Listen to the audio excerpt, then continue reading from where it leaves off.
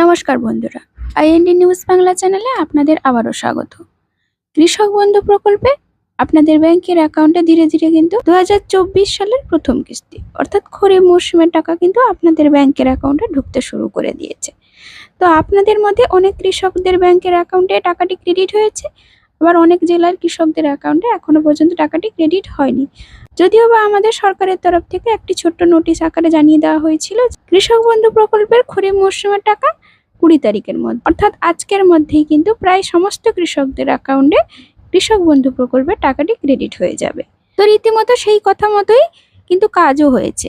আপনাদের কিছুদিন আগে একটা ভিডিওতে জানিয়েছিলাম যে একজন কৃষক বন্ধু প্রকল্পের উপভোক্তা অর্থাৎ সুবিধাভোগীর কিন্তু উনি যখন ওনার স্ট্যাটাসটি চেক করছেন ওনার আধার কার্ডের ঘরটি পুরোপুরি ফাঁকা, অথচ ওনার ট্রানজাকশন স্ট্যাটাসের ঘরে অ্যাকাউন্ট ভ্যালিড এই অপশনটি এসেছিল।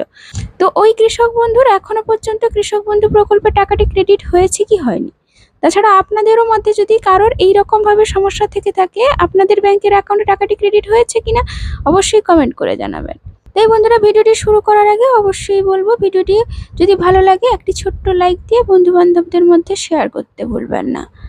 তো চলুন বন্ধুরা ভিডিওটি শুরু করি। তো বন্ধুরা, আপনারা জানেন যে কৃষক বন্ধু প্রকল্পে টাকা পেতে হলে অবশ্যই আপনাদের স্ট্যাটাসটি চেক করতে হয়। তো স্ট্যাটাসটি চেক করার জন্য আমরা ক্রোম ব্রাউজারে চলে যাব। ক্রোম ব্রাউজারে গিয়ে কৃষক বন্ধু .net এই অপশনটিতে প্রথমে ক্লিক করব।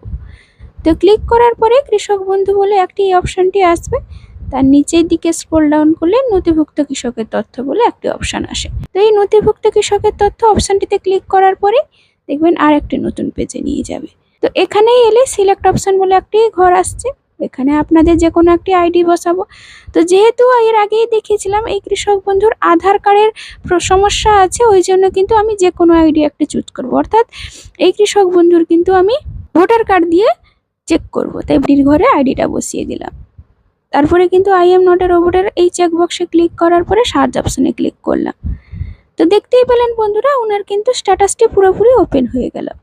তো তার আগে দেখিয়ে দিই বন্ধুরা ওনার কিন্তু আধার কার্ডের ঘরটি এখনো পর্যন্ত কিন্তু ফাঁকা আছে। তো বন্ধুরা এবারে দেখবো ডান দিকে ট্রানজাকশন স্ট্যাটাসের ঘরে। তো দেখুন বন্ধুরা ওনার কিন্তু অ্যাকাউন্ট ভ্যালিড অপশনটি এখনো লেখা আছে। তার সাথে সাথে আপনাদের আরো একটি দেখাই, এই কৃষক বন্ধুর কিন্তু গতকাল বিকেল 3টার পরে কিন্তু কৃষক বন্ধু প্রকল্পের টাকাটি ক্রেডিট হয়ে গেছে, অথচ ইনাকে কিন্তু ব্লক অফিসের কৃষি দপ্তর অফিস থেকে কোনো রকম ভাবে যোগাযোগ করা হয়নি। ওনার যে আধার কার্ডের ঘরটি ফাঁকা আছে ওনাকে কোনো রকমভাবে ডকুমেন্ট সাবমিট করতে হবে, অর্থাৎ আধার কার্ডে আবার সিডিং করতে হবে। এই ব্যাপারে কিন্তু কোনো রকমভাবে জানানো হয়নি, তবুও কিন্তু উনি কৃষক বন্ধু প্রকল্পের টাকাটি পেয়ে। তো বুঝতেই পারলেন বন্ধুরা, আপনাদের যদি আধার কার্ডের কোনো রকমভাবে সমস্যা থাকে, আপনাদের ভোটার কার্ড এমনকি কেবিআইডি একেআইডি সব যদি ঠিক থাকে তাহলে কিন্তু আপনি কৃষক বন্ধু প্রকল্পের টাকাটি পেয়ে যাবেন। টাকা পেতে কিন্তু কোনো রকমভাবে সমস্যা তৈরি হবে না। এই বন্ধুরা কোনো রকম চিন্তা করার দরকার নেই। আপনাদেরও যদি এই কৃষক বন্ধুর মতো কোনো রকম সমস্যা থেকে থাকে, আধার কার্ড বা ভোটার কার্ডের ঘরটি কোনো রকম ভাবে ফাঁকা থেকে থাকে, তাহলে কিন্তু চিন্তা করবেন না। আপনার যদি অ্যাকাউন্ট ভ্যালিড এই অপশনটি থাকে এমনকি স্ট্যাটাসের ঘরটি অ্যাপ্রুভ থাকে তাহলে কিন্তু অবশ্যই আপনি টাকাটি পেয়ে যাবেন। বন্ধুরা কৃষক বন্ধু প্রকল্পে প্রায় 80% কৃষকদের অ্যাকাউন্টে কিন্তু কৃষক বন্ধু প্রকল্পের টাকাটি ক্রেডিট হয়ে গিয়েছে। তো বন্ধুরা আপনি কোন জেলা থেকে দেখছেন, আপনি কৃষক বন্ধু প্রকল্পের টাকাটি পেয়েছেন না পাননি অবশ্যই কিন্তু কমেন্টে লিখে জানাতে ভুলবেন না। কৃষক বন্ধু প্রকল্প সম্বন্ধিত কোনো রকম যদি তথ্য জানার থাকে অবশ্যই কমেন্ট করে জানাবেন।